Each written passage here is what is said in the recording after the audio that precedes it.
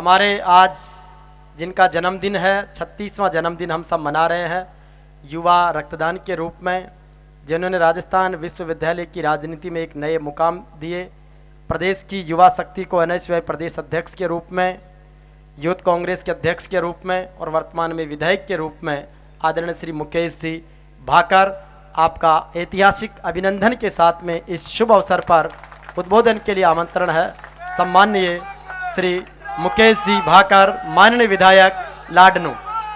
आज भाई निर्मल के पदभार ग्रहण समारोह में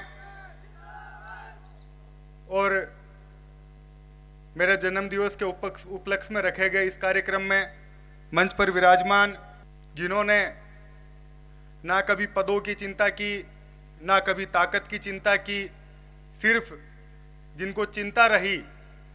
जवानी से लेकर आज इस उम्र में, तो सिर्फ किसान और जवान, उनका भला कैसे हो सके, उनकी आवाज़ किस तरह से मैं उठा सकूं। पूर्व राज्यपाल आदरणीय सत्यपाल मलिक साहब आज इस कार्यक्रम में मुख्य तौर पर जिनका स्वागत होना चाहिए, जिनके लिए हम सब लोग यहाँ आए हैं, भाई निर्मल चौधरी जी, यहाँ के कुलपति महोदय DSW मलिक साहब, पूर्व छात्र संघ अध्यक्ष छोटे भाई अनिल चोपड़ा जी, पूरे राजस्थान से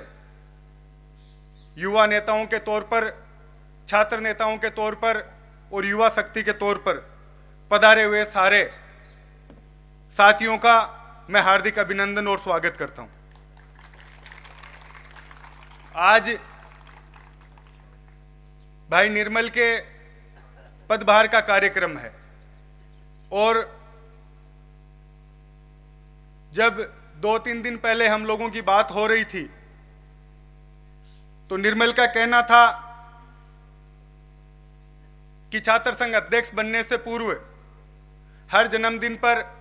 रक्तदान के शिविर हमने यूनिवर्सिटी कैंपस में रखे हैं और जो वादा मेरा था कि लाइब्रेरी का उद्घाटन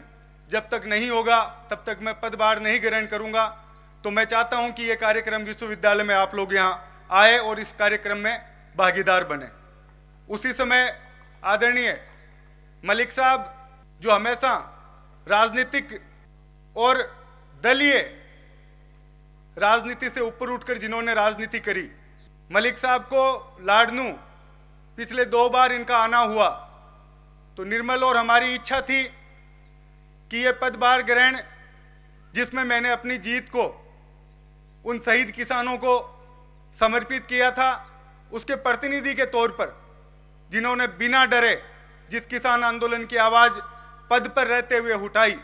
उनको मैं बुलाना चाहता हूं। और जैसे ही हमने मलिक साहब को निमंत्रित किया, आमंत्रण दिया, तो बिना सोचे इन्होंने कहा कि हमेशा मैं युवाओं के बीच में, किसानों के बीच में कार्यक्रमों में रहना चाहता हूं और निर्मल के इस कार्यक्रम में मैं जरूर पधारूंगा। और आज वो हमारे बीच आए हैं, एक बार पुनः उनका मैं स्वागत करता हूं। और इस मंच से मैं मलिक साहब को कहना चाहूंगा कि मलिक साहब, लोग सरपंच बन जाते हैं, सबसे छोटी कड़ी पंच और सरपंच की है, विधायक और मंत्री बहुत बड़ी बात है, उसके बाद बिना वजह झुक जाते हैं और हाथ जोड़ के कोई नेता आ गया झुक के उसको और अपनी बात को, मुद्दों को रखना बंद कर देते हैं। आपने 5-5 जगह के राज्यपाल होने के बावजूद और इस नरेंद्र मोदी सरकार के खिलाफ बोलने की हिम्मत आपने जुटाई है, इसके लिए ये किसान और हम सब लोग आपके साथ हैं। आप चाहे जिस भी पद पर रहें और ना रहें, आपने इन किसानों की बात को जिस मंच पर रखा और जिस समय रखा, ये किसान शक्ति हमेशा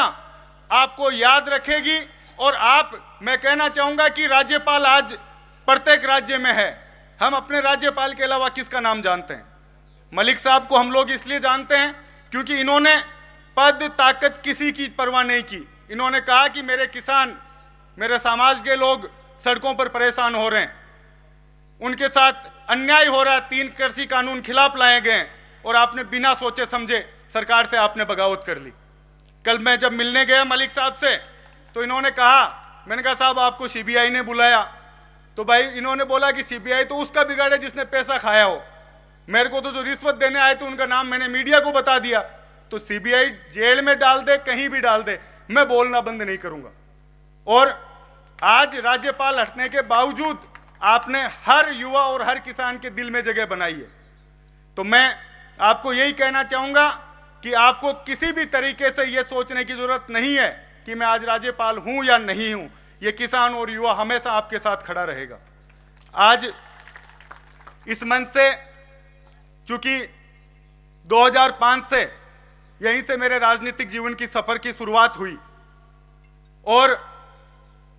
जिस छात्र संघ कार्यालय पर आज ये कार्यक्रम है, उस कार्यालय में तो शायद मैं जीत कर नहीं बैठ पाया।